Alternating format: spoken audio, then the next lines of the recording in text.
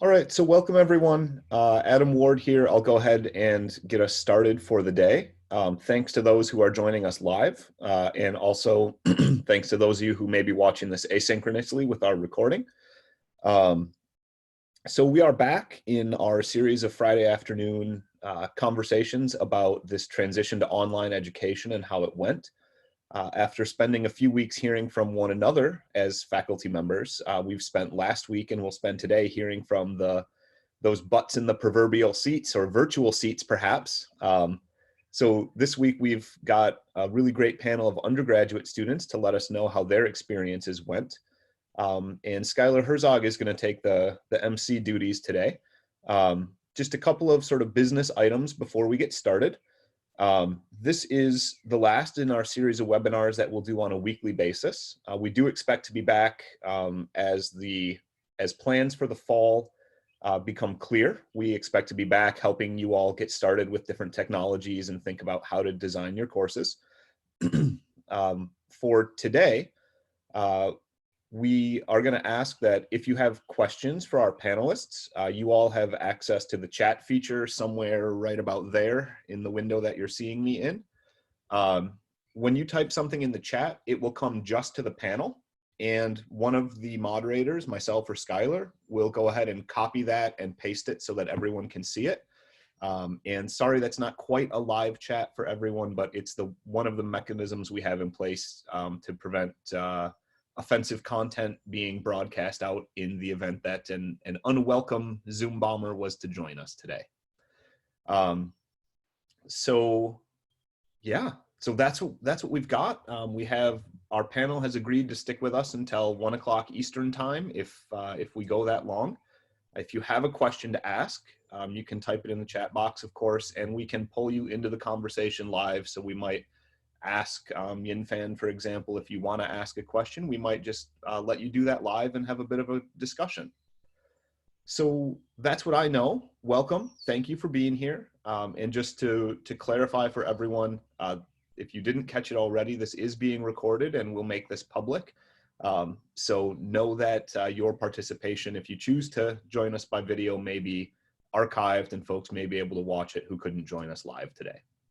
And so with that, I'm going to go to Skuyler Herzog, postdoctoral researcher at Indiana University, and Skuyler can introduce our panelists and take over moderating. Thanks, everyone. Thanks, Adam. So first up, we'll go to Cheristy Jones at Colorado College. Hi, everyone. My name is Cheristy, like Skuyler mentioned. I just graduated, actually, from Colorado College. I was an environmental science major.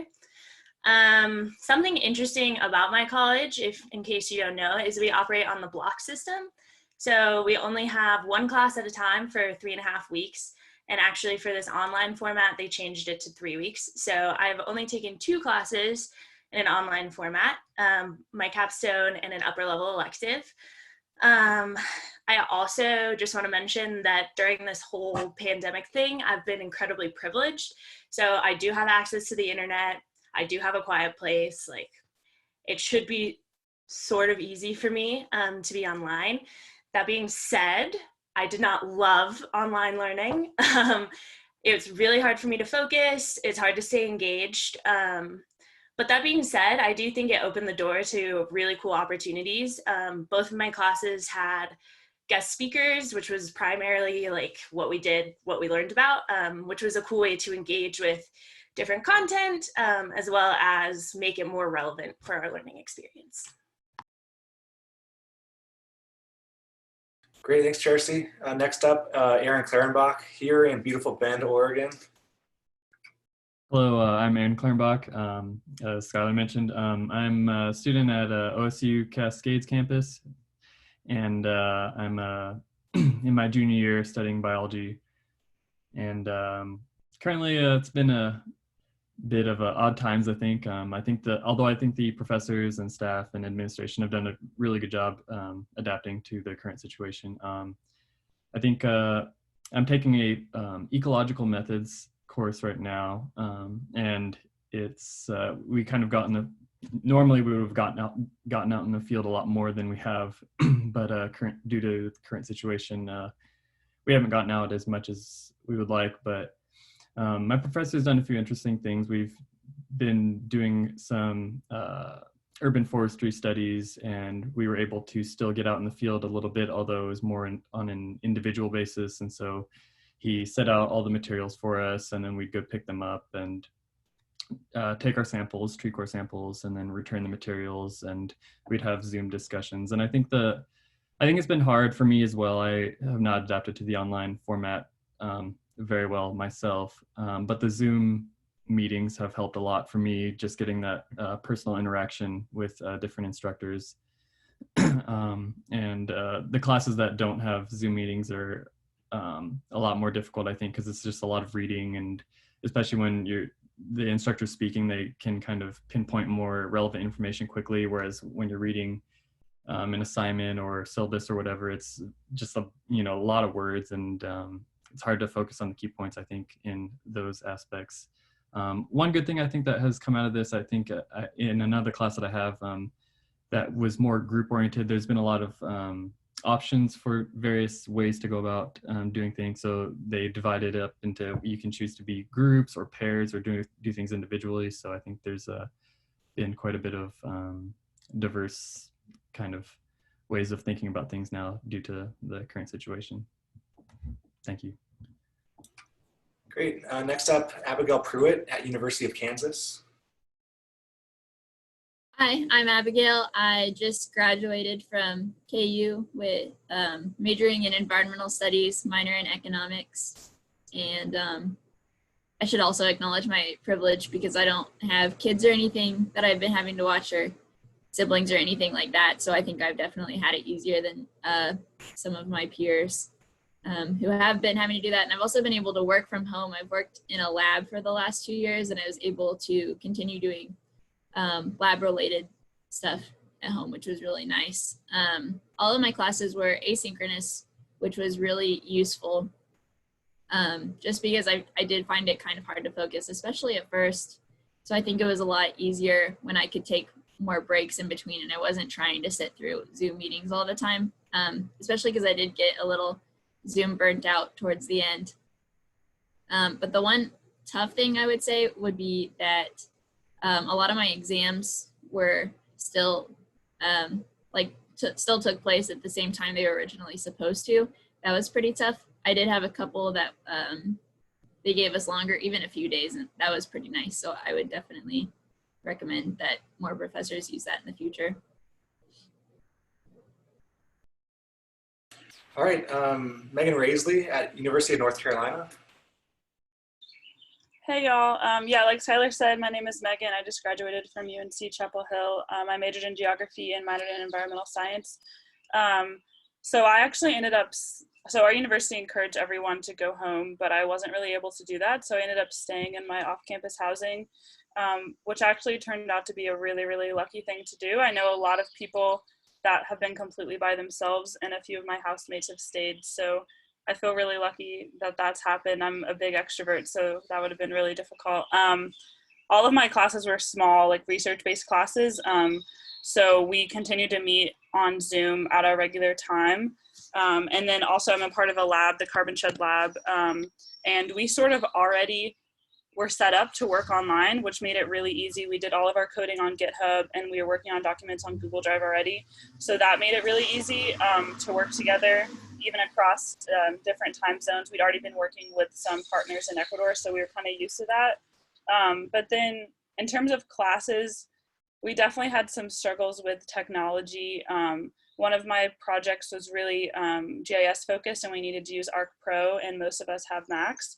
And when we can be on campus, there's plenty of ways to get access to that. But that was definitely a little more challenging, especially with Wi-Fi. A lot of us didn't have strong enough Wi-Fi to pull a VPN and then use like the virtual computing lab. So we sort of had to shift gears on that. But all in all, I've been really lucky that we've been able to continue to meet at a regular time. And I think the fact that for my project-based classes, we already knew each other before really made that work in terms of being accommodating to people and understanding like the different situations that everybody was in. Great, thank you. Last on our panel is Morgan Schultz from Salish Kootenai College in Montana. Hey everyone. I have mixed feelings about the whole shift in teaching. Generally speaking, I didn't really like it overall. You know, I felt like I was working harder to learn less. It just didn't seem to really stick with me, like what I've learned so far. And I had this one instructor. He knows his stuff, really good guy in water law, but he's never made a PowerPoint in his life. So it's been really tough for him, you know, and I feel bad for the faculty because they're bending over backwards to make sure we're getting it done. But it just doesn't feel as personal or content rich as it has been. I'm supposed to be graduating in 2 weeks with my bachelor's in hydrology. So we're still working through it. I say I'm pretty lucky or fortunate, you know. A lot of my peers, they don't really have access to workspace or laptops, or they have kids and work going on. So yeah, I've been very fortunate throughout all this. And also too, about halfway during the quarter, our college released some emergency funds. So that really helped out with rent and everything. Because I have been able to continue working, but you know, what I've been getting done isn't necessarily what we had planned out before everything happened. But you know, everyone's coming together, very understanding, and overall, I'm thankful that we're still continuing our education because rather than waiting a whole year, I can still get my degree. So very thankful and fortunate. Thank you. Awesome. I might start out with a kind of general question that each of you can adapt to your situation, but most professors have really tried to be cognizant of being flexible for students and not maybe knowing what challenges might be faced by those students. But I think we've been surprised often by things that we think are helpful may actually be harmful. So for example, going asynchronous so that people can view at their own time, a lot of students have said, actually they prefer the regularity of having those courses. I might jump to you, Aaron, first, because this field course is quite interesting. I wonder if there were any students that maybe weren't in the area anymore and weren't able to access that, or if you as a class decided that you still wanted to have all this kind of hands-on work and how that worked and how the professor maybe managed that balance. So I do I believe maybe early on when the course first started, there might have been some students that dropped really quickly, so after a week, and so I'm not sure on that, but everyone else that has remained in the course thus far has, I believe, been local here in Bend, and has been able to do all the field study work. What was the other question that you had regarding that? Oh, just how, you know, was there any feedback that you know of from any students saying that, oh, it's a burden for us to get to campus and get these materials, or, you know, but then the ones that were able to probably really enjoyed the more rich experience of having actual field work and not just having the professor go around and take videos of things, for example? Yes. So I think I haven't heard any feedback from any of the other students myself on how difficult it was.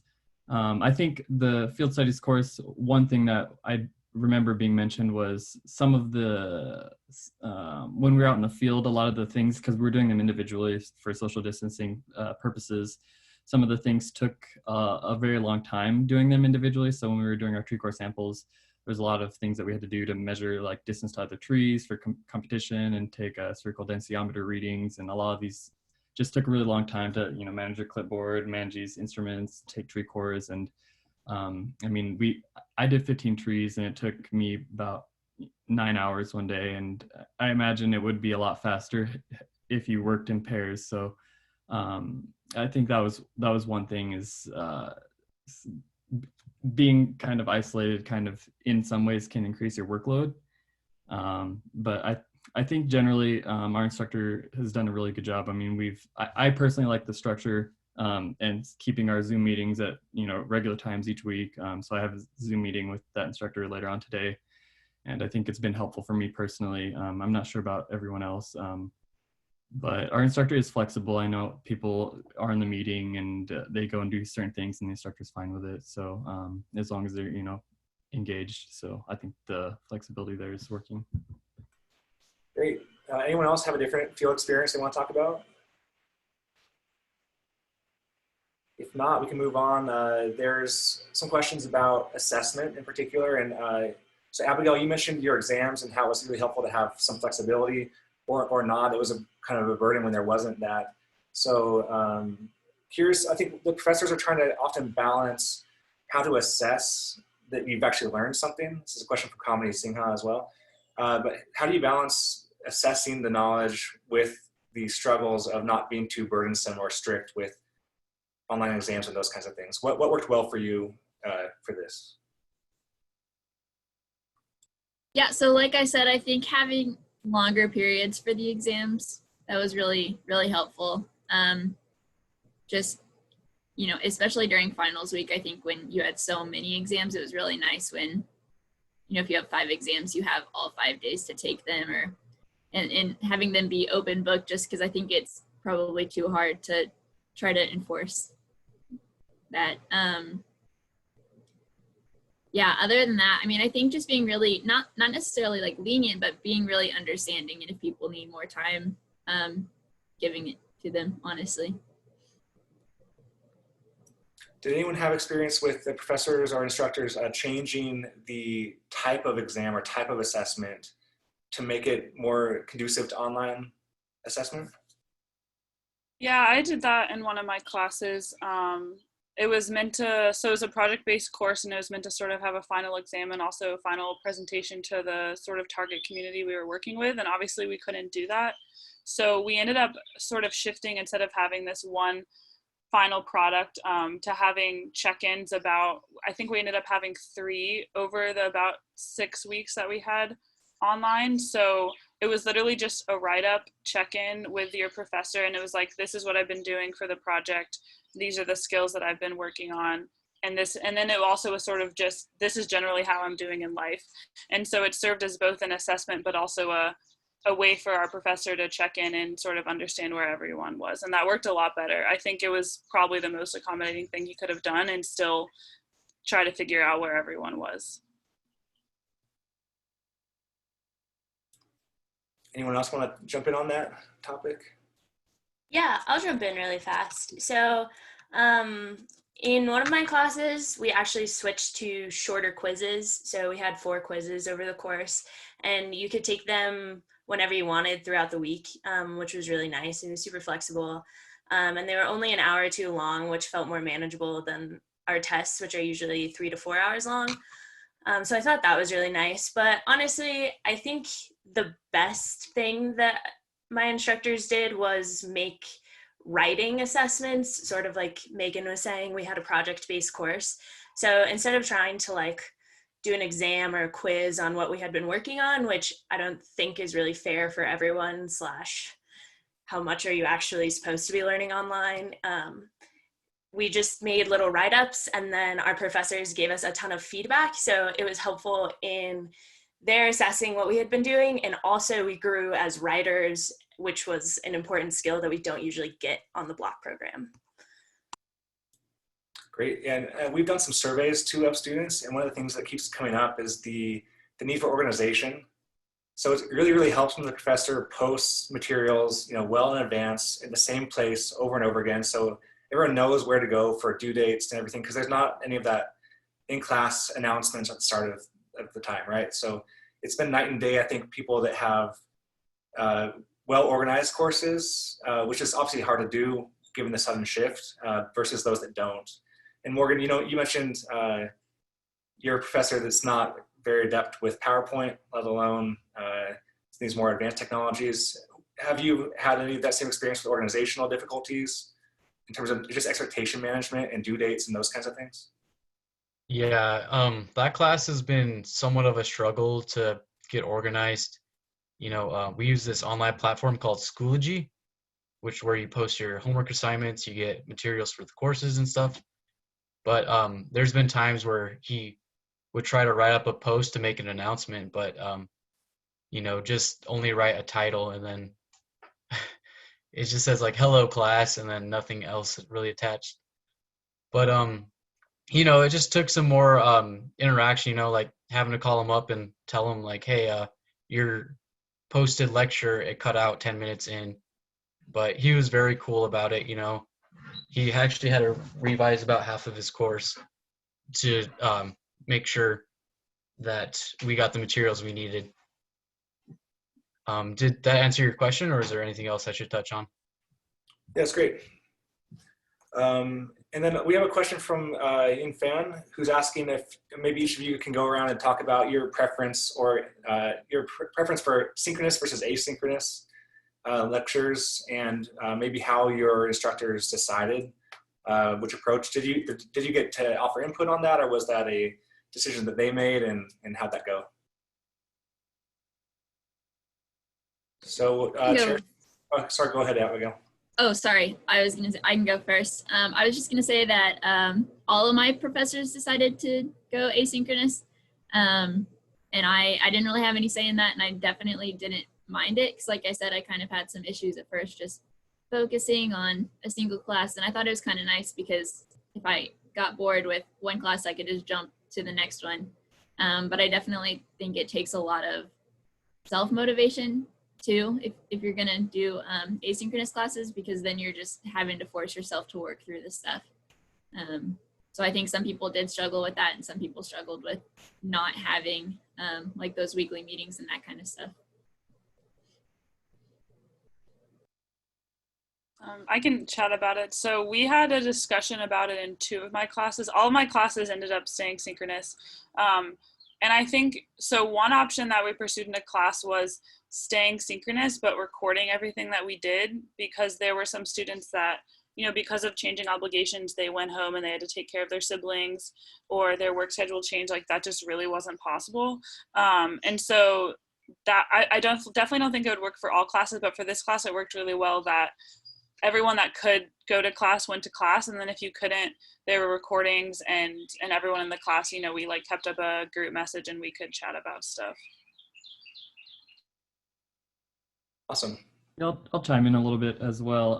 So I have one class, and where it's similar to one of the other speakers, where my instructor has lectures at a very specific time, and he also records them and then posts them. So you kind of have both options there, so you can attend lecture, or if you are unable to make it due to, you know, other circumstances, there's that. And I'm also taking, this class has been a bit odd during all this, but my organic chemistry lab course, our teacher, I think, has done a pretty decent job with that, but he holds Zoom meetings like several times throughout the week that people can attend if they have questions or what have you. But I would say it's generally asynchronous, but there is that potential, if you need to go and ask questions and figure things out in that setting. And yeah, like another speaker said, I think certain methods work better for certain classes and others for other classes. Like maybe a lecture heavy class, you can do both, but I don't know that will work for all types of classes. Okay, we have a question from Jay Zarneski asking about, you know, a lot of professors have spent a long time now developing more hands-on, what we call active learning techniques. There might be poster boards or a variety of gallery walks and things where you're kind of taking ownership of the lecture and not just having the professor talk to you for an hour straight. Have you had any good examples of professors doing those same kinds of techniques that are more helpful, maybe online? Yeah, I can start out with this one. So most of my classes are small, usually less than 30 people. And one way that worked really well for us was doing breakout rooms on Zoom. We had synchronous optional class times, so if you could join and wanted to join, you could, but most people ended up joining. And she'd split us into breakout rooms, and we'd work through the problems, and we'd discuss some of the questions that she posed, and then she'd bring us all back together, and we could kind of talk about it more as a group. And I thought that was a great way to start facilitating conversations and also still have that one-on-one connection with your peers.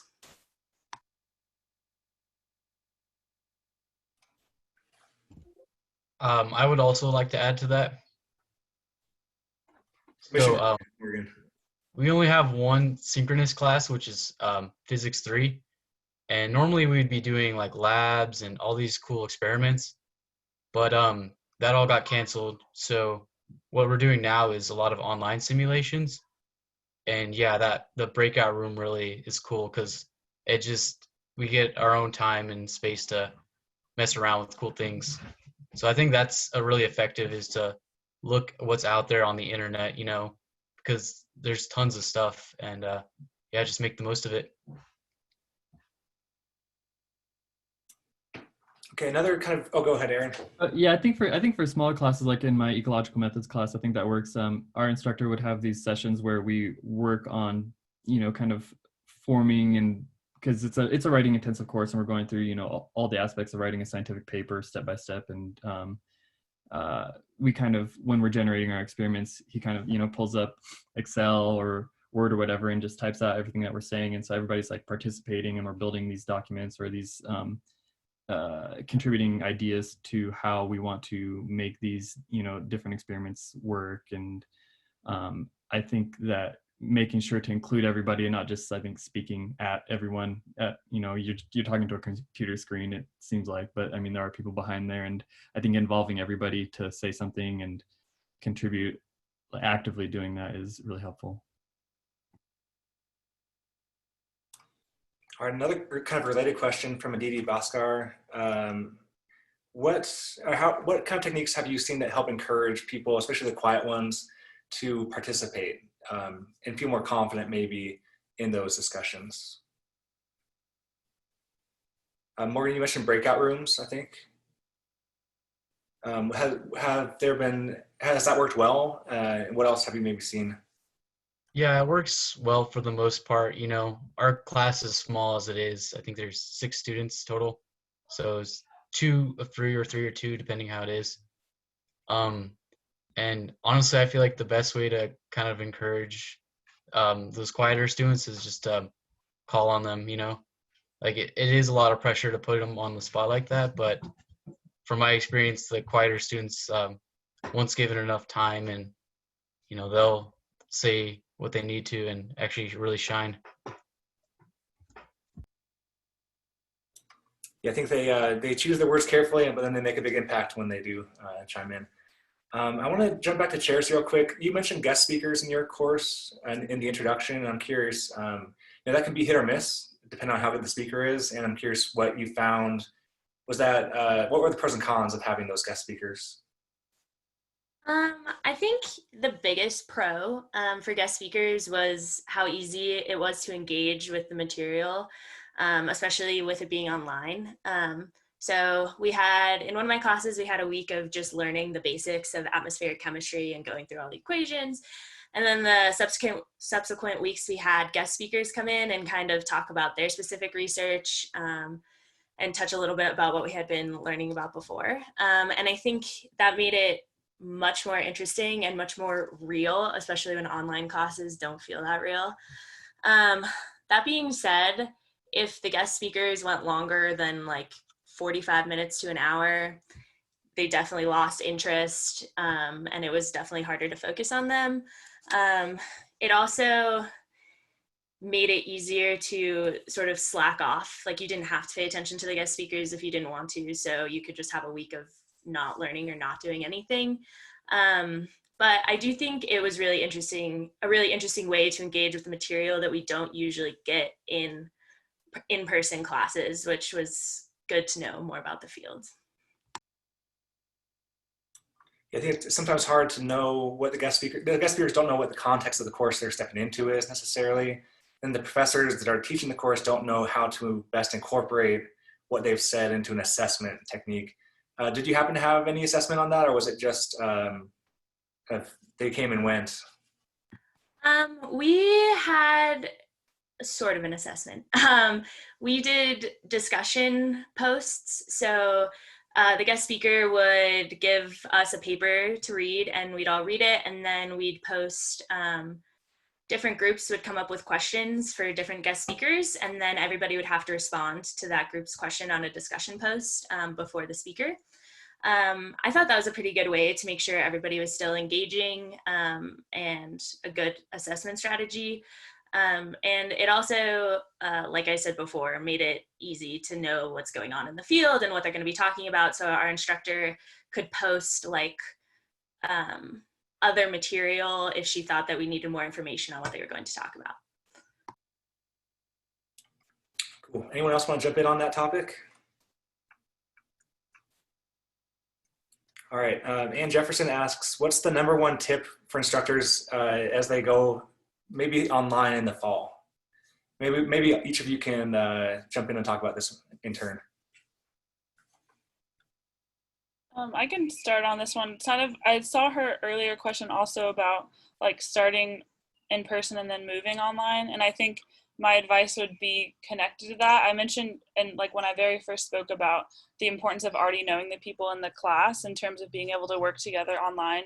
And I think that is going to be a really big struggle if classes are completely online, especially if they're smaller or project-based, and like finding ways to build community would be my #1 tip, whether it's, you know, having office hours, like doing fun breakout group things for the first part of class. And it might seem a little cliche and summer camp-like, but I think that building community online is going to be really, really important and a lot more difficult than meeting in person.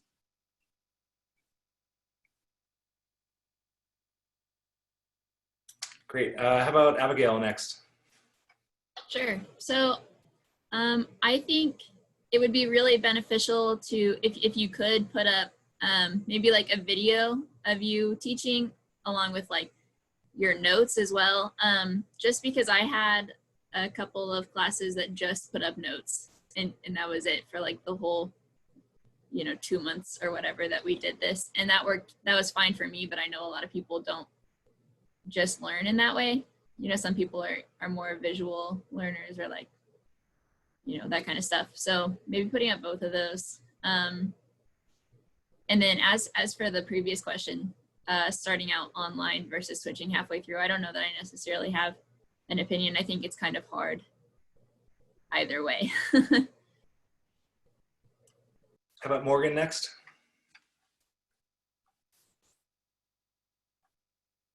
Okay, so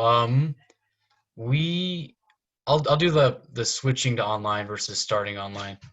So basically, our quarter ended as soon as COVID-19 made it to the States.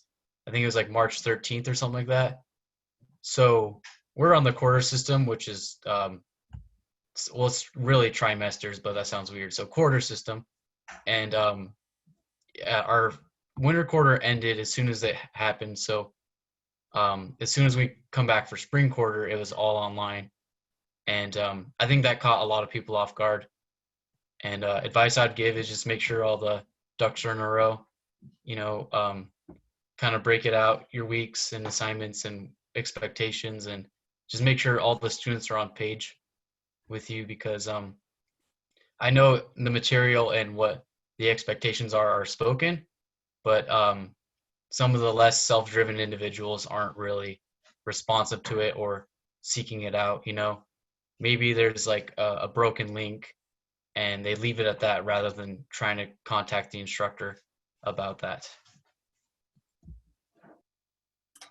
Gotcha. How about Cheristy next? Yeah, I think my biggest tip would be radical empathy, to be honest. I think being understanding that maybe people can't turn on their cameras all the time, or maybe they can't come to class, and having flexible deadlines so that more students can participate in a more equitable way, and also being willing to change your class or your syllabus if things aren't going well for everybody. And Aaron, that leaves you. I think, so like Morgan, I'm on quarters as well. And so I didn't get to experience a swap from one to another. I think that a big difficulty will be if you have to swap midway through, if you decide to swap midway through from online to going back to physical classrooms. I think that's going to be difficult because I think, I mean, maybe I'm only speaking for myself, but I think you kind of fall into a very, maybe an odd routine of doing things at weird times and not in a structured manner when you're online. Like I find myself doing assignments at very odd times, and it's just when I feel like it's the best time for me to do it, but it would definitely be different than the time that I would decide to do it if I was in a structured physical classroom setting.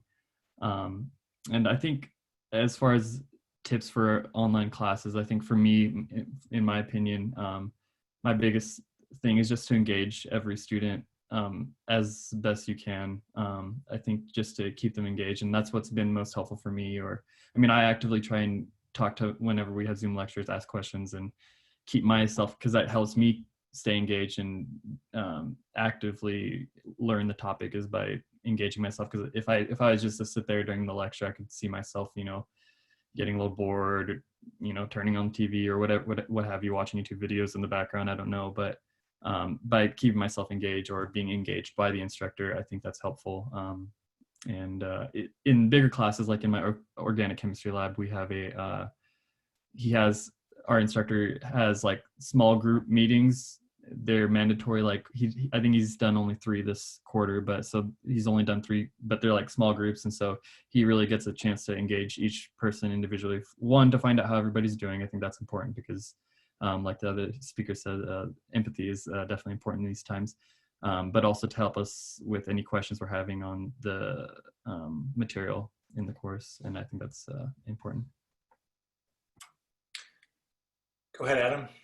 Yeah, so one of the in the sort of each of your opening statements, if we can call them that, one of the things that stuck out to me is I heard Morgan say, "I feel like I'm working harder to learn less," and I thought that I saw everyone's heads nodding up and down as he said that, and so that's feels awful to me as an instructor, if I can be honest.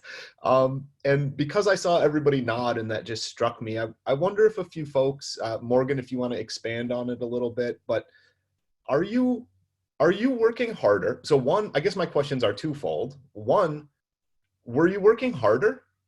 And 2, were you learning less? So I don't mind so much if you weren't working as hard and didn't learn as much. That's proportional. Maybe I don't mind that as much, but I'd love to hear what you all think about that statement from Morgan, because it really struck me. Yeah, I'll just kind of elaborate a little more since you don't believe me, Adam. No, what I meant by that is honestly, everything just feels muddled, It just feels like Sunday after Sunday after Sunday, and I like structure, I like routine. I loved going to campus and visiting with people, because those seem to be like natural breaks. Whereas now, my home life is my school life, is my work life. And I really appreciate coming home from a long day at work and just for like 10 minutes, half an hour, just watching the TV and forgetting about it and then hopping to homework. But now it's just like I'm scatterbrained, I'll start an assignment for a few hours, set it down, and then something's going wrong with my dog, so I got to go figure that out, tell him to quit chewing on the carpet, and then and then I got to pick it back up, and I'm like, cripes, well, where was I, And then on top of it too is, we don't have access to tutors, so sometimes like it just feels like I'm lost in homework and I'm waiting on a reply, and so then I forget about it and pick something else up. So I just think, how for the longest time we had all these things separated, and now it's all blended and we're trying to figure it out while we're in it. So yeah, that's just how I feel. I feel like I'm working for longer periods of time to get less done. Yeah, I just wanted to chime in on that a little bit. I think I did also feel that way in at least 2 of my classes. And I think part of it was a bit of like the psychological, mental struggle of this, like the urgency and immediacy of this shift, and just sort of no one really knew what was going on and what was happening for like, it felt to me almost a month, the entire month of March. It was just like, what's going on? And I think part of that made it really difficult to focus, and trying to check in with family members and friends and whatever made work feel more difficult. But then in terms of the actual technical aspects of doing work, there were definitely some software issues that took an insanely longer amount of time. Like if it would take you an hour to do a watershed delineation in the library, it was 3 of us trying to get something to work for 20 hours off and on. And so in terms of software, I definitely think that was the case for at least one of my classes. I'll jump in there real quick too and say we've seen in some surveys that there's students that have courses that require them to learn maybe R or MATLAB or some of these softwares. And then that's already difficult enough to learn the content and the coding software. And on top of that, you also are now learning a educational software for all three of those things. And that can be a real burden. Anyone else want to jump in on the less for more? More for less, that is, sorry. I can talk to that a little bit. I think Morgan brought up definitely some good points there. I think the lack of having a schedule is definitely affected people. I mean, I briefly talked about that before, but I think another aspect for that is, for example, one thing that I find myself doing, I kind of spoke to this before, but is like I'll read it, like they'll have an assignment prompt and I'll go through and read this assignment prompt, but I feel like it takes longer for me to do that and grasp everything that they are asking of me to do than if, you know, the instructor just talks about it in class. And then when I'm working on it, I find myself having a lot of questions or different things that it just takes time with, you know, the electronic interface to get an answer to those questions. And yeah, I mean, I don't know that I'm necessarily working any less hard, but I think it's my work isn't directed in the manner that I want it to be. I'm spending more time on things that aren't learning, essentially, like more time learning how to use like Canvas or different softwares like that, instead of more time just focused on the material. Then yeah, I think that's so you're following up on this theme. Would you like some kind of dedicated work time, maybe in a small group? So maybe a Zoom breakout with you and a small group of classmates to kind of work together. Would that be helpful? And I'm also curious, would you have liked that before this shift to online? Speaking personally, I always hated that kind of in-class work time. I was like, I can go home and do this later. Like, why am I here right now? But would that now be helpful to more people, do you think, for that also sense of community and everything? Yeah, I think that as you said, I think that depends on the individual. There's certainly very driven people, very rigorous and structured people, disciplined people out there, and I think that they don't need any of this. And I think those people might just be taking online classes already as it is while working a job, and I think those people can handle that kind of thing. I think other students might need a little bit more of that interaction with other students to maybe collaborate and bounce ideas off of each other, and I think that process might help the learning process for certain people. And so yeah, I think I don't know that I do remember the group activities and how sometimes those felt a little forced in some ways, but I did find them helpful generally. And I think that, especially in this time, I think at least getting some small group like breakout sessions, I think those might be helpful in my opinion. I want to open up to another kind of theme that's been coming up again and again, which is community. And where's your sense of community? And so Megan, you talked about your even off-campus housing and the importance of having roommates maybe, or other people around you that you can have some sense of normalcy. I'm also curious if anyone, first Megan, can you expand on that? And then does anyone else want to talk maybe about any clubs or other groups or writing groups or anything that you had that maybe was helpful during this time? Yeah, so I guess I've been thinking about it a lot because a lot of my peers are either in apartments by themselves or at home just with their parents or with their siblings, and their daily life changed a lot. And I guess I just feel really lucky that in a lot of ways my daily life didn't have to change that much because I was able to stay here. And then just to comment briefly on like extracurriculars and clubs and finding community, I often did the thing where I would get on a Zoom call with like 3 or 4 of my friends that were in different places and just work and just like have someone there.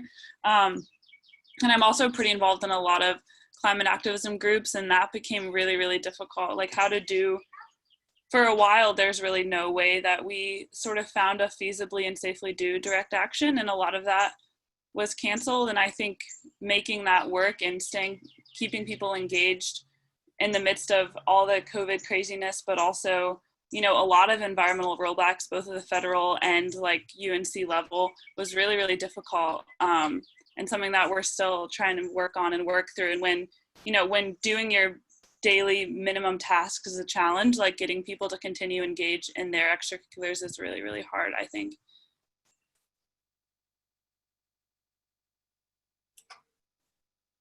Anyone else have thoughts on that? Yeah, I can also speak on that a little bit. Similar to what Megan said, definitely just jumping on Zoom chats with your friends or people who are still in your class was really nice to have, even if you weren't actively chatting or if you were working on different things. I think that was a really good way to build community.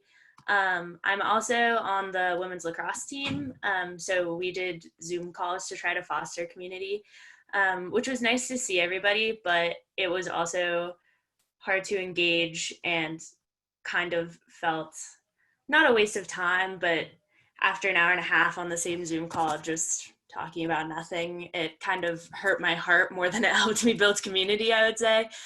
So definitely being mindful of, like, if you're gonna meet, like, have an agenda, like, definitely have Zoom meetings, but make sure they're structured and focused.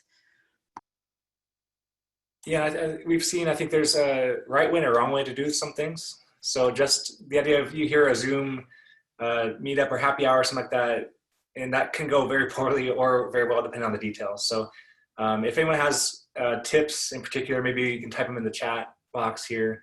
I did see Abigail kind of have the slightest of hand raises earlier, so I want to go to her now.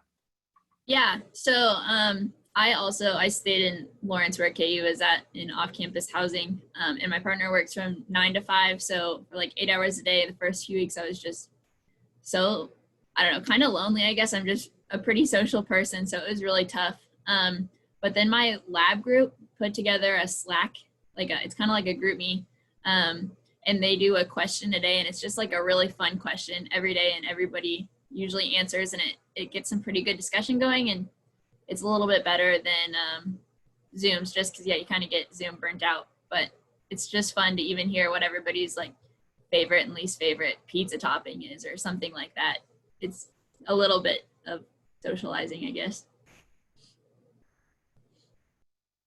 Yeah, I think the little stuff definitely helps. I'm on the rock climbing team for OSU-Cascades, and we have a team reach, and we just our coaches post workouts for us, and then people post little videos of them doing certain things and whatnot. And I think just staying engaged in whatever way you can is helpful, even if it's something little like, you know, posting a cool rock climbing video or something like that to help, you know, foster interest and maintain that, so people aren't, you know, getting so bored or losing, you know, even the things that they're help liven their lives up a little bit. I'm gonna go back to Adam. He's gonna make sure I didn't miss any questions in the chat box here. So I've been doing my best to keep an eye on the chat box, and I've also been live tweeting all of you and trying to field responses from there. So just a couple things to close up with. So I guess I have two questions I would close with. So let's do the first one first, right? That's how it works. So I feel like you all were very accommodating. You started out talking about things like, hey, my instructors were trying. I know that she's not good at this, or he struggled with that, and you were very generous to us. And part of your generosity, I think, might come from a place that no one planned on this. But in the fall, I think many of us will be teaching online, and we will have known it's been coming for a few months. So my question is this: if my class in the fall looks like my last minute unexpected response in the spring, will you be happy, or do you think I can do better? And for full disclosure, none of you is in my class, so you can really point at me if you want to. And you know, but will your expectations change in the fall because we will have known it's coming? Is the core of my question.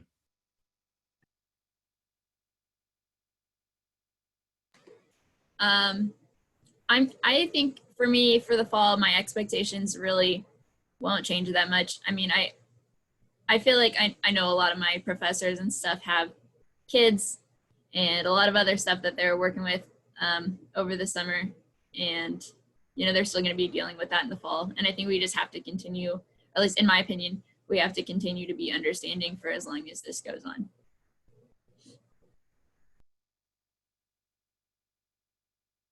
Aaron, you had to raise your hand. Yeah, I'll say I think I do think that there's definitely a level of understanding that is and empathy that's going to be required throughout this entire crisis as it unfolds. But I think that I would hope that as time goes on, I think maybe I would like it if students as well. I mean, I think everybody just needs to become more adept at using the technologies that we have available, whether it be Zoom or Canvas or whatever other online platform you're using. I think becoming more familiar with those things, PowerPoint, is gonna just help smooth along the transition. Ultimately, I think people are generally understanding, but yeah, I think just familiarity with those things as time goes on, I think will be really beneficial. I just wanted to add to that. I think my expectations are really highly dependent on the university's response also. I know y'all had a grad panel, but specifically thinking about TAs and maybe teaching professors, a lot of times it seems like the responses I've seen from UNC is that the university is asking more of these individuals and compensating them the same or less. And I think that has a lot to do with how my expectations changes. What resources are they being given and how are they being treated by powers that they can't control and we can't control.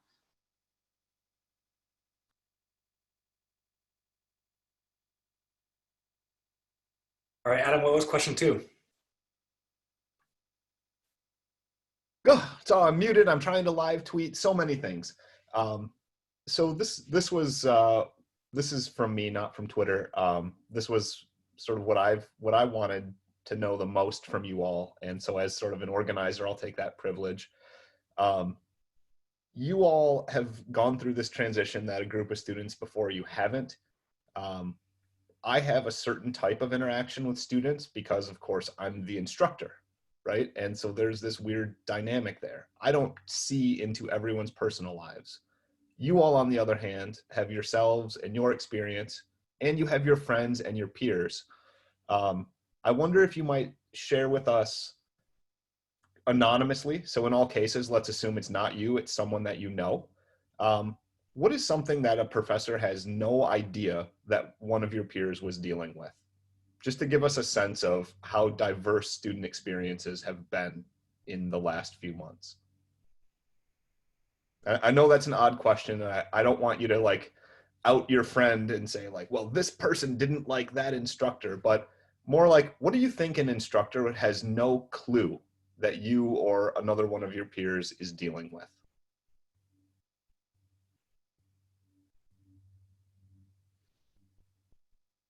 I can start off because this has been a discussion in our household a lot. So one of my housemates' parents is very, very, very sick. And so from day one, the decisions made about how strictly we needed to quarantine and how serious we needed to be about that was like at the forefront of our minds. And I think that added a lot of stress and anxiety to just like, can we really not go to the grocery store for a whole month? Like how can we strategize our life to keep this person safe? And that's something that you don't really talk about, but was definitely a big part of our lives the last few months and still.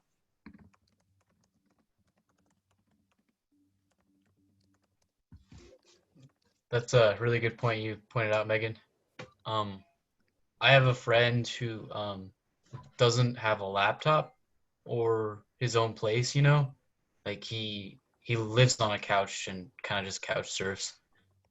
And you know, at school, you know, sometimes there'd be free meals or like workspace and tutors and stuff, and all that's gone. So he's he ended up dropping out because he just couldn't take it anymore. It's too much stress. But he didn't want to explain all that to his teacher because, you know, it hurt him that like that's how he lives and he doesn't want to feel like an outcast. So yeah, I'm just struggling.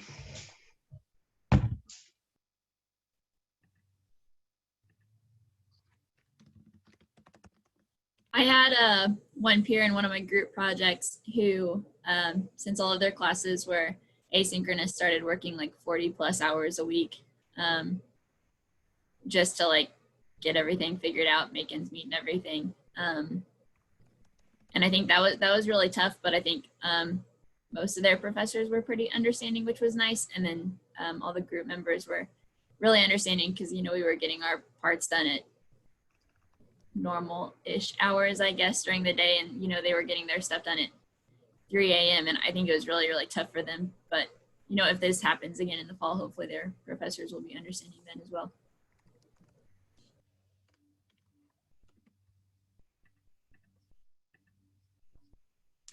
I think one thing, I mean, I think everybody's going through, I think generally, I think a lot of people are going through it. And I mean, for me, all of my instructors have been extraordinarily understanding.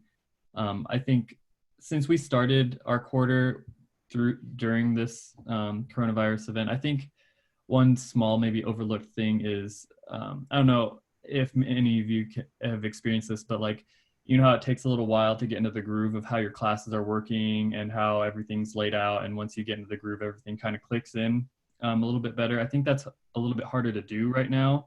And I've found myself, I mean, I'm in week 8 and I feel like I'm like the quarter ends in, you know, 2-3 weeks. And I feel like I'm just now finally starting to get in the groove of how my courses are, you know, how I need to be structured and disciplined for my courses and how everything's gonna, you know, line up. And I think just kind of something just obscure like that, just how you get in the groove of your courses, I think is maybe something that is overlooked just with, you know, this current circumstances. I think echoing what a lot of people have said, I've had a lot of friends that have had to move back home and get jobs and they haven't been able to devote time to their schoolwork, which has been really hard. So they've had to take time off or push their graduation. So I think just being understanding that people now have different priorities and different obligations is really important going forward. Great. Unfortunately, we're at the hour already. So I want to thank the panelists again for your time. And I'll go back to Adam for any closing announcements. Well, mine is just thank you again. So it is you all are panelists.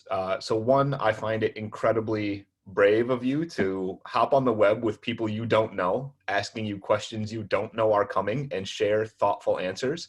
That is not an easy thing to do. And so we appreciate it. And you all can see over in the chat box, people typing these messages in.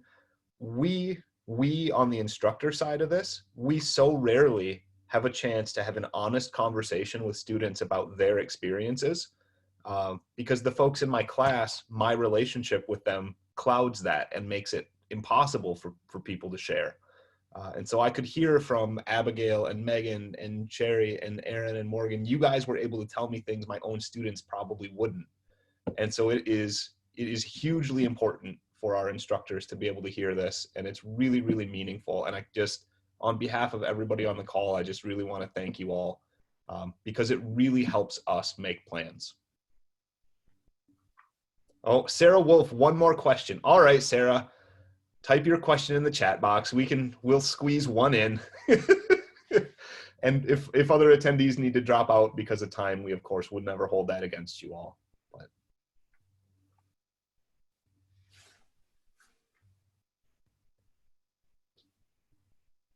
I think while we're waiting for this question, I'll just say too, I think people have seen that even daily tasks like going to the store is now more stressful. So I think all these things just pile on, and even a somewhat boring to-do list can be way more stressful now. So I think even the average person that's not dealing with anything too crazy is still carrying a lot heavier stress load. Okay. So Sarah, all right, so our closing question here, and we'll just kind of go around and have people give your knee-jerk reaction. For your online courses, do you like bells and whistles, lots of options, or do you like simple but flexible? So bells and whistles or simple and straightforward. And they both have costs and benefits, right? What, Abigail, I'm just gonna go around in the order you all are on my screen. So Abigail, what do you think? Do you like the bells and whistles or do you like the simple? I like the simple but flexible. Simple with flexibility. All right, Aaron, you're next on my screen. Yeah, I think I had to echo that. Simple and flexible for me, I think. Simple and flexible. Cherry, how about you? Simple and flexible for sure. Megan? Yeah, I feel the same. Simple and flexible. Morgan, are you gonna break with the group? I'm not going to play devil's advocate, you know, keep the kids. All right, so 5 of 5 prefer simple and flexible than stressing ourselves out about the bells and whistles. That is very important for us to know. Exactly the opposite of what the learning tech people keep telling me. Sigh is what Sarah's typed in the chat box. Okay, well, let's chalk that up to all of us trying our best, and we will make sure your messages today get heard broadly amongst our community. Thank you again, panelists. Thanks to Quasi for helping host us and facilitate all of this today. We're going to take a break for a few weeks here as we regroup on panels and think about what topics people might like to discuss. And so I expect I'll see folks back later this summer. All right. Thanks, everybody. We really appreciate panelists and participants. Great to have you on. And we will see you all with more Zoom fatigue at some point, I guess. All right. Bye, everybody. Awesome. Yeah. Good seeing you, Adam. Later, See you Skuyler. again, Morgan. And everyone else. See ya. Thank you.